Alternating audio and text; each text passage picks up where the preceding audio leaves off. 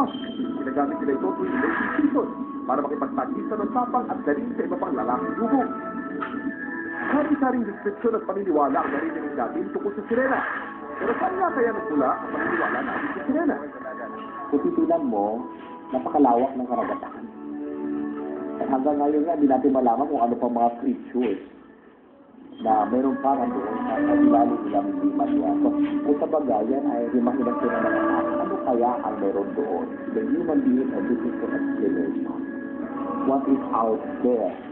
So, and kaya nabuo yung parang ang tingin ay itong sirena ay guardian of the sea.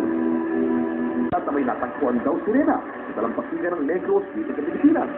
Kung titignan maigi ang litrato ng kalansay ng sinasabing sirena, ito ngay bukang kalahating isda at tao.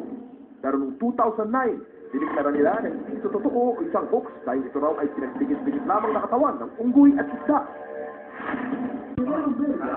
Sabay ang ganitong karamdaman dahil sa problema sa kidney at bladder.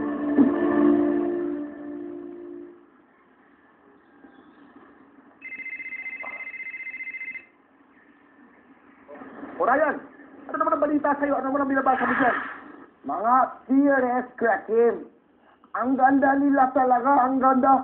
Pero ang ganda din sa personal. Tanong sila ng mundo nila. Alam mo Ryan, ang mga series. Oh, Ryan!